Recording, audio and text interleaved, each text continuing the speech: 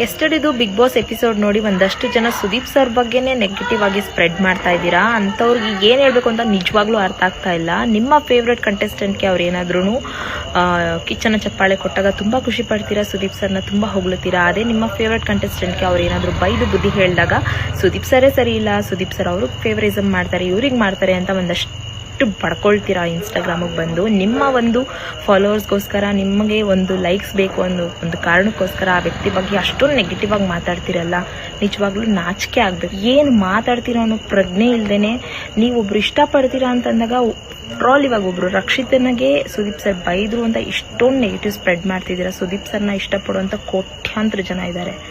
ನಮ್ಮಂಥವ್ರಿಗೆ ಹಿಂಗೆ ಆಗ್ತಾ ಇರಬೇಡ. ಏನು ಮಾಡಿದ್ದಾರೆ ರಕ್ಷಿತಾ? ಸುದೀಪ್ ಸರ್ ಏನು ಮಾಡಿದ್ದಾರೆ ಅಂತ ನಿಮಗೂ ಗೊತ್ತು, ನಮಗೂ ಗೊತ್ತು. ರಕ್ಷಿತಾ ಏನು ಮಾಡಿದ್ದಾರೆ? ಅವರು ಮಾಡಿರ್ಬೋದು, ಬಟ್ ಸುದೀಪ್ ಸರ್ ಅಷ್ಟು ಮಾಡಿದಾರಾ? ಸುದೀಪ್ ಸರ್ನೇ ಜಡ್ಜ್ ಮಾಡೋಷ್ಟು. ಇನ್ನೊಂದಷ್ಟು ಜನ ವಿಡಿಯೋದಲ್ಲಿ ಹೇಳಿದ್ದಾರೆ, ಅಶ್ವಿನಿ ಗೌಡ ಅವ್ರನ್ನ ಕಂಡ್ರೆ ಭಯ ಇರಬೇಕು ಸುದೀಪ್ ಅವ್ರಿಗೆ, ಅದಕ್ಕೆ ಬಡವ್ರ ಮನೆ ಹುಡುಗಿ ಆದಂಥ ರಕ್ಷಿತನ ಟಾರ್ಗೆಟ್ ಮಾಡಿಕೊಂಡು ಕಿರ್ಚಾಡ್ತಾರೆ ಅವ್ರ ಮೇಲೆ ಅಂತ ಹೇಳಿ. ಓ ಮೈ ಗಾಡ್, ಸೀರಿಯಸ್ಲಿ ಸುದೀಪ್ ಸರ್ಗೆ ಈ ಥರ ಅಶ್ವಿನಿ ಗೌಡ ಅವ್ರನ್ನ ತುಂಬ ಜನ ನೋಡ್ಬಿಟ್ಟಿರ್ತಾರೆ. ಆ ವ್ಯಕ್ತಿ ಎದುರುಕೊಳ್ಳುವಂಥ ವ್ಯಕ್ತಿನ ಆ ವ್ಯಕ್ತಿ ಎದುರುಕೊಳ್ಳೋದು ಇಲ್ಲ, ಆ ವ್ಯಕ್ತಿತ್ವಕ್ಕೆ ಭಯ ಅನ್ನೋದು ಇಲ್ಲ. ಅವ್ರು ಏನಿದ್ರು ಎಂಥವ್ರಿಗೆ ಆದರೂ ಮುಖ ಕೊಡ್ದಂಗೆ ಹೇಳಿ ಅಭ್ಯಾಸ.